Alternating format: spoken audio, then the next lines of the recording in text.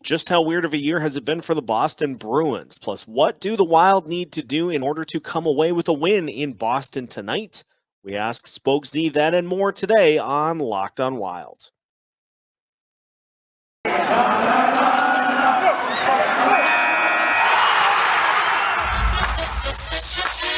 You're Locked on Wild.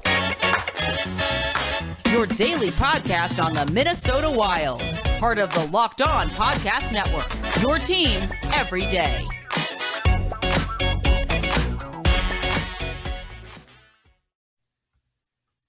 Welcome to another episode of Locked on Wild, your daily Minnesota Wild podcast, part of the Locked On Podcast Network, your team every day.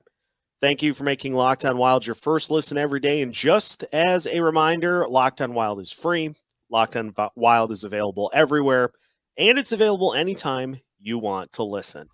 On today's episode of Locked on Wild, we're joined by Spoke Z, who gives us a little intel on the Boston Bruins, who the Wild will take on tonight with some fresh reinforcements. So we'll get his reaction to that. We'll talk about what the Bruins bring to the table and what has been a very weird year for them. We'll also talk a little bit about the canceled World Junior Championships because Wild goalie prospect Jesper Wallstedt had a pretty good start to finish things off. So we'll talk a little bit of everything here on today's episode. My name is Seth Topol, host of Locked on Wild, veteran captain of Locked on Wild, and happy to have you along for a Thursday episode of the show. We're joined by one of the regulars, the resident sicko for Locked on Wild, that is Spoke Z, to talk Boston Bruins, to talk Wild prospects, and to talk a little bit of everything as well. Spokes, what is happening? How are things going?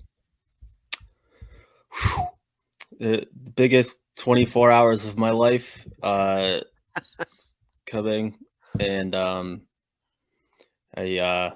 ready to roll. I think I don't know how I'm gonna get anything done work-wise tomorrow. I'll probably just stick to what I usually do, and I won't do anything all day, but I'll feel bad about it. No, I won't. Yeah. No, I'm not gonna do that. I won't feel bad. No, we never do.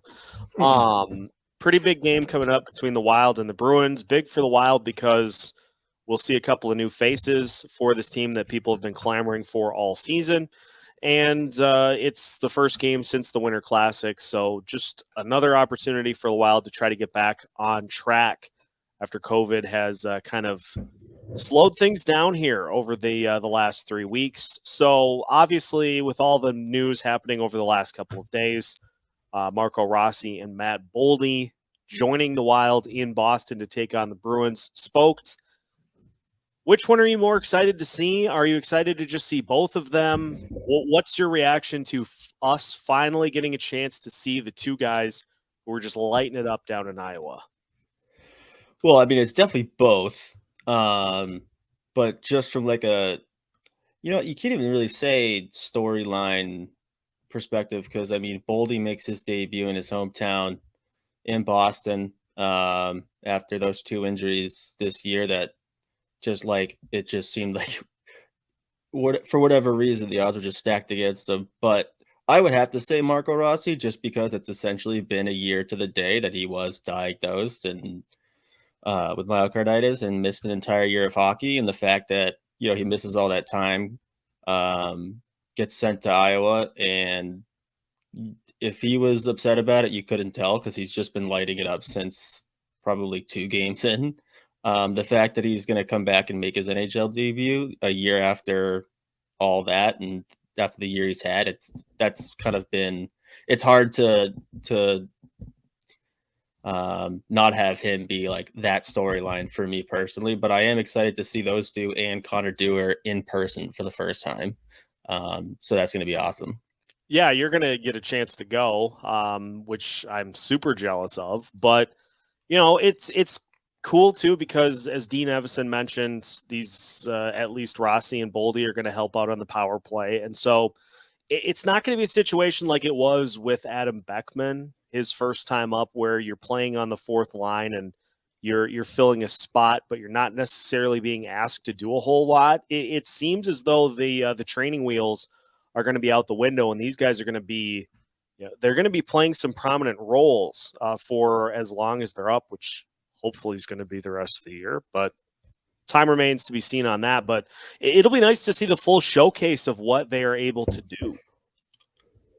Yeah, exactly. And I mean, Beckman comes up, he slots in that fourth line, and isn't really given a ton of like grade A ice time, whatever. But you look at the lines, and Marco Rossi's playing that second line center alongside Kevin Fiala and Marcus Foligno, and Matt Boldy is going to have a chance on that power play. And I mean, we know how Dean likes to roll four lines in the first place, but they're definitely not going to be pigeonholed into a defensive role like Connor Dewar probably will be, because when he's come up, it's the same thing with him. That's just how it's been.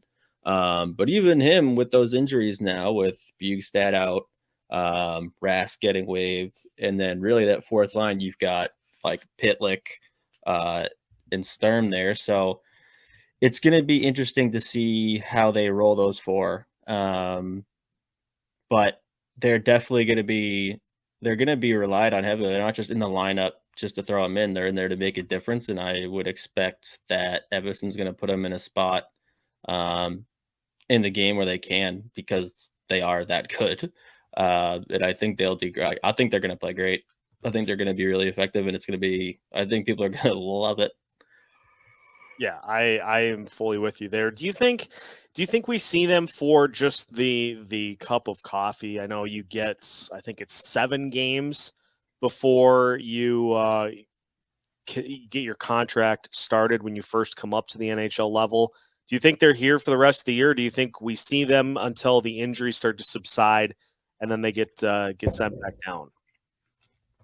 I think they'll get it at least a couple of games. I think last year it was 7 because it was the whatever prorated. I think it's 9.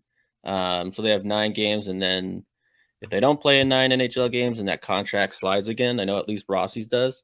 I think Boldy's does too. But we'll see. I've been talking about this before, just with those injuries and kind of the roster the way it is. I'm sure they're going to have to figure out what they're really going to do here, because if Rossi and Boldy both come in and all of a sudden that power play takes off, they're both producing points, 8 games in, Rossi has 10 points at 8 games. It's going to be hard to send him down, but at the same time, like, there is a reason that they were comfortable putting Parise and Suter, buying those contracts out and taking on those cap hits, because they do have those guys that in those years you can have them on entry level deals, and the timing kind of just works out that way. So it's going to be interesting, because if they can help you now and they're producing, like, you can't just send them down strictly for contracts, but at the same time, like, they might be in a spot where they really do have to, unless they're okay with biting the bullet and losing some of those other guys, aside from the ones that we've been talking about all year, like Fiala and Greenway, who probably aren't going to be here next year, unfortunately. But again, like, if they come up and they both light it up and they play themselves into a spot where they just can't be sent down, then that's what you're going to have to do. We all love those guys that are in the middle of the lineup making not a ton of money, but at the same time, you can't sacrifice whatever Boldy and Rossi bring if they light it up, just because you want to keep those guys around still. So they want to win. The Wild do. This isn't like, you saw Bill Guerin in the beginning of the year. He said, this isn't about fun. This is about winning. This is why we play. So they're going to do whatever is going to give them the best chance to win. And if Boldy and Rossi are it, then they're going to have to figure out a new way to navigate that salary cap. But at the same time, I hope people aren't watching these two make their debuts and however long they're up with that in the back. Like, I hope that's not the thing that people come back on, like, oh, well, we can't, like, just don't do that. Just enjoy it now. And even if Marco Rossi comes up and he doesn't light it up, this is still a win for him and the team, that he's put himself in a position after this past year of literally not playing hockey and not being able to do any kind of exercise with a life-threatening disease, that he's playing in the NHL. Like, that's legitimately incredible. So I hope people just take all of this to be good and don't ruin it by saying, well, the contract. Like, don't do that. Like, let Bill Guerin worry about that. Just watch the games and enjoy it. We're not GMs. We don't know anything. We're all morons. So let's just enjoy the hockey. Yeah, exactly. And when those two combine for 30 goals and 20 assists through the 8 games, yeah, that'll be a great problem to have. So, some life injected into the Wild roster, and we'll talk about what the Bruins bring to the table as we continue to preview tonight's matchup between the Wild and the Bruins with Spoked Z. More next here on Locked on Wild.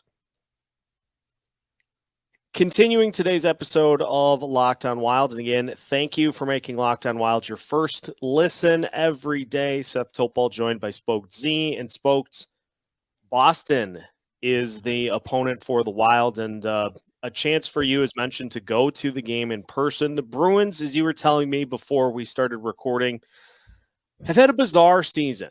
They started off slowly, and then COVID hit. They've been playing better as of late.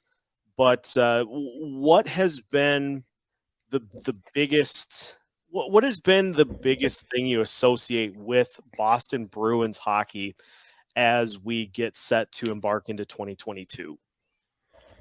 Well, coming into the year, going into the offseason, it was curious to see what direction they'd go, because we knew that Krejci and Rask were going to be gone, and those are going to be two big holes, and we're going to see if they would go big and try to land a second line center that would play with Taylor Hall and Craig Smith and not necessarily be David Krejci, because no one's going to be David Krejci, but just fill in a second line center that can produce points. And that it's funny because Charlie Coyle's been good. But for whatever reason, the Hall Coyle combination just hasn't been, I think, what everyone had kind of hoped for or expected. Maybe not expected, because this is a very negative fan base, so everyone thought it would fail miserably. And I mean, Coyle's like 5th on the team in points. He's playing great. He's producing. He's already surpassed his points last year because it was a brutal year for him. But for whatever reason, those two like together just hasn't worked as well. So they've tinkered around the lineup a little bit, but the other one's been Rask. So it's funny too, because coming in, everyone was just annihilating the defense, because the past couple of years, you've lost Chara, you've lost Krug, you've lost guys like that have been mainstays forever. And it seems like people are obsessed with harping on the defense because they signed Derek Forbort to that deal. And he hasn't been like any kind of Norris Trophy candidate. And the idea that he was going to play with McAvoy really wasn't realistic in the beginning, but they have arguably the best defense in the National Hockey League, despite the fact that the fans are still pointing at that being like, the defense stinks. Well, they lead the league in fewest expected goals against per 60. They're second in expected goal share. So what it's come down to is they can't score goals, and a lot of nights the goalies aren't stopping pucks that they need to stop, which is the two big holes that we came into the year with. So they addressed it by depth. They've signed guys like Holla, the Hall of Famer, love him. Foligno, Nosek. So clearly there was kind of like a strategy there that they were going to defend using the forwards a lot more. And it's worked again, because they just allow nothing. Like, you just don't generate scoring chances against the Boston Bruins. They just don't let you. They keep you outside, but they don't score. So then you need that goaltending to hold up. And a lot of nights it's just been bad. Like, they're getting bad goaltending. So that's been a real big Achilles heel. But the last couple of games, this might be their first 3-game win streak of the year.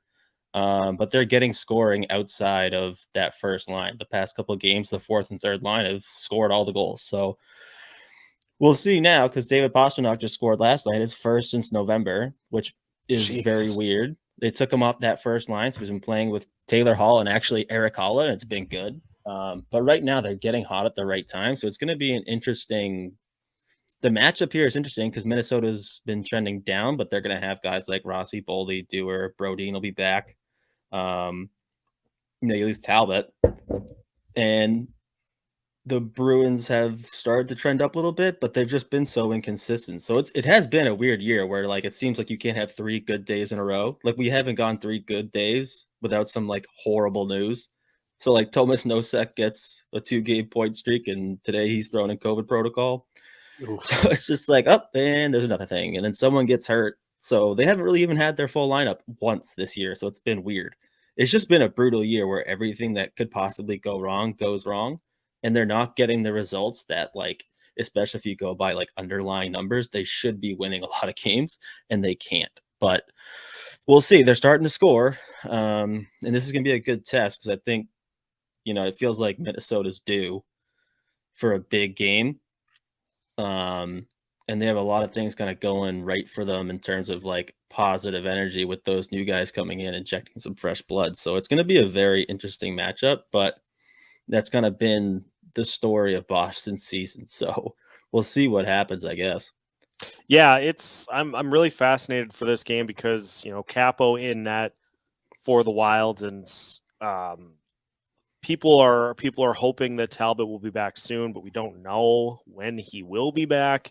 And obviously Jonas Brodin hoping to be back as well for Thursday's game. I think he will be there. But in looking at what has been kind of the reason that the goalie numbers have not been as great for the Wild over the last over this 5-game losing streak is that they're missing two of the best players in hockey in Jared Spurgeon and Jonas Brodin, which does not help the goaltending at all. So, I'm fascinated to see how Kaapo handles this, and I'm also just fascinated to see how the team handles this game after the Winter Classic because I think a lot of people can point to rust as being a big factor as to why they got off to such a bad start in that game and what happened in the second period. But until we get to where we're getting a normal flow of games, it's just so hard to tell with this Wild team because they can't get any traction because they play once every like week and a half.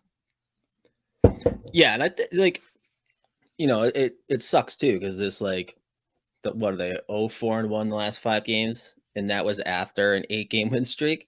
So I think the truth behind what the Minnesota Wild are, I think it's somewhere in the middle there. They're obviously not the team that loses 5 in 5 games, and it's probably not the team that's going to go 82-0. So I do think that it's them in Colorado and probably St. Louis as the 3 best teams in that Central Division. It's just like you said, like they just got decimated with like catastrophic injuries all at the same time. Your starting goaltender gets hurt at the Winter Classic, your 2 best defensemen, 2 of the best defensemen in the National Hockey League, and your number 1 center. Well, I mean, I guess it's technically Hartman, but your best natural center that last year was a Selke candidate, he also goes down. So you're kind of just banding together a roster of like hockey players, and that's what you have. It's just like we don't really have that. We can't roll all 4 lines like you were because it's just so out of whack, and there's no set line combinations. And you look at the Winter Classic, and you have Dmitry Kulikov quarterbacking a power play. So it's kind of like they've been up against it a little bit, and they still are, considering Spurgeon's a massive loss and Eriksson Ek's not going to be back. But I do think that the Wild are somewhere in between what they are now and what they were, like a month ago. So they're still a really good team. I think that this is a team that's poised for a deep playoff run. It's just when they're at their best, it's just you can see it. It's just a deep, like even when they go down in the Winter Classic, that third period, they were unbelievable. They pulled a goalie with 10 minutes left and they allow nothing. I mean, part of that St. Louis just defending and not going for that empty net, but another big part of it is the fact they had the puck the entire time. I mean, was it Fiala or Kaprizov got robbed by Bennington's like the knob? He did a knob save, and that would have made it a 1-goal game with 2.5 minutes to go. Like they almost did it again. Like they were that close to doing it again. So it is a team that there's a lot to like. And again, they're not this team that's going to go out and lose another 5 in a row. So at some point it's going to turn here.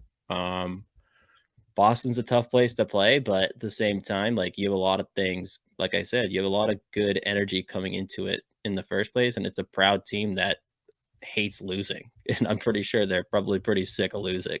So I would expect that they're going to come out hard.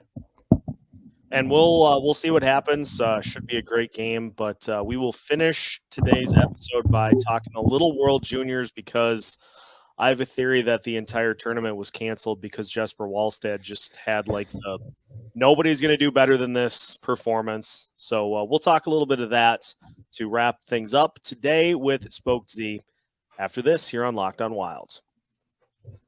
BetOnline.ag would like to wish you a happy new betting year as we continue our march to the playoffs and beyond. BetOnline.ag remains the number one spot for all of the best sports wagering action you'll find for 2022. New year and a new updated desktop and mobile website for you to sign up and receive your 50% welcome bonus on your first deposit. Just use the promo code Locked On to get everything started. From football, basketball, hockey, boxing, and UFC, right to your favorite Vegas casino games. Don't wait to take advantage of all the amazing offers available for 2022. BetOnline.ag is the fastest and easiest way to bet on all of your favorite sports. BetOnline.ag, where the game starts. Final segment of today's episode of Locked On Wild. Again, thank you for making Locked On Wild your first listen every day. Seth Topol joined by Spoked Z, and to tie in Judd's Buds a little bit to wrap things up today. The World Juniors obviously not taking place. They were the remainder of the tournament was canceled, and we were going to have you in to talk about the World Juniors right as they started up, but everything was canceled. Nonetheless, we did get to see a dandy of a Jesper Wallstedt performance. He had I believe it was a 48 save shutout in what was one of the final games of the tournament. So despite the fact that the World Juniors did not finish, boy, Jesper Wallstedt put on a show, and he cannot get here soon enough because I think he's got it. And I think a lot of those that cover the Minnesota Wild would agree that he is definitely the goalie of the future. Oh, he's legit. And I've been saying this since the start of the season. He really isn't that far away. Part of that is the fact that he isn't playing in junior hockey. He's been playing professional hockey for 2 years now. So, you look at, if he was in the CHL, he got drafted actually by Moose Jaw, where Damon Hunt plays. If he goes there, the oldest player he's playing against is 20 years old, who's never played a day of pro hockey in their life. But right now he's playing ex-NHL players. He's playing guys in their 30s, career Swedish Hockey League players who absolutely rip pucks. They play very different, but it's one of the best pro leagues in the world. And he's top 5 in every category over there. And he's kind of stolen the starting job for Luleå, who isn't a very good team. They don't score a ton of goals, and he doesn't get a ton of support. And he gets shelled. He gets absolutely pelted with shots almost every game. And he almost plays better when he's facing 35, 40 shots. He's just locked in. Jeez. But he's just such a smart player. He moves really well in the crease. He knows when to kill pucks, when to when he's out there and it's a minute and a half offensive zone shift for the opposition, he's not making the blocker save. He's going to try to catch it, and he's going to try to get you a face off to get you some rest. But he is for real. This kid is I don't know what I expected during the World Juniors, because weirdly enough, Sweden just hasn't been very good lately at those international youth, or not youth, but junior tournaments. They've just been bad. They've just played super individual hockey, and they bleed goals. And he's kind of suffered as a result. But even against Slovakia, they still almost give up 50 shots, and not 50 shots on the perimeter. He's just eating pucks from mid tight, and he gets that shutout against some kids that are legit top 10 draft pick for this year. But he's super smart, super high hockey IQ. He reads the play really well. He's usually making saves that, for him, it looks like an easy save, but it's because he's already in position, right? He's reading the play beforehand. He knows where that pass is going, and he's ready for it. So he can kind of just swallow pucks. It looks like it hits him in the chest, but it's because he's over there, before the shot's even released. But the kid's unbelievable. I would imagine they're going to try to sign him the second the SHL season ends and get him to Iowa. I don't know if he'll be there this year for like a playoff run or anything like that, but I do think they're going to want to get him there as soon as humanly possible. And we'll see how much AHL time he really needs before, they call him up to the NHL, because Talbot's got one more year. So hopefully if he does do well, then the timing kind of lines up where Kahkonen's had NHL experience as a backup and he can kind of shoulder a little bit more of a load along with Wallstedt in the future. But he for me, Wallstedt's a top 3 prospect in the pool, right behind. There are times where I have him, like my top 3 for the prospect pool in any order, it doesn't really matter, it would be Rossi, Boldy, Wallstedt. And there are times where I have Wallstedt like at 2. Like the kid is legitimately like future NHL top 5 goalie in the league. Like he's that good right now. And again, he's playing pro hockey. Like he's playing very good hockey players in a very good league. So he has that experience. And he's only getting better at it, which is scary because he is that good already. But he's definitely someone that people should be very excited about, because it's been a while since you've had a goaltender of that kind of caliber in the first place. We all love Talbot. We all loved Dubnyk until he started carving his own team, every once in a while. You give up a goal, he's like staring at Spurgeon. I'm like, dude, that's not the guy that why are you staring at him? Don't give him the eyes. Like, what are you doing? But yeah, no, Wallstedt's for real. I can't wait to see him over here where I don't have to watch the SHL, specifically his team. Like his team's painful. I can't I have to watch it in doses. The team is just painful to watch, but yeah, he's awesome. He's a future stud. And again, I don't think he's very far away from being in St. Paul. Love to hear that. Just to wrap up, obviously with Boldy and Rossi up right now, we just talked about Jesper Wallstedt. So let's throw those guys out. Is there another prospect? Is there a name of a prospect that Wild fans should put in their minds to kind of keep an eye on here for the next couple of weeks? Give me the one name that kind of flies under the radar of those 3 guys. Outside of those 3 guys? Yeah. Well, so I guess it kind of depends. Are you talking like short term or just like futures? Because I mean, like in the short term, maybe next couple of years, or are you talking this season? Let's just do short term next couple seasons. Next couple seasons, the 2 guys I'd be on the lookout for would be O'Rourke and Hunt. They both played in the AHL last season. I think Hunt had like maybe a little less than 10 games. O'Rourke played the full AHL season last year, which was like 30-something games. O'Rourke was good. Like he was a legitimate, very good AHL defenseman last year in a super weird season. And I think when I watch him with the Sioux and the OHL right now, he's just like, he plays like a pro, right? Like he's not flashy or anything. It's kind of like when he steps on the ice, it's just everybody knows, like, all right, settle down. O'Rourke's out here. He's going to kill somebody probably. But he just plays the right way. Like he defends really well. He plays super hard.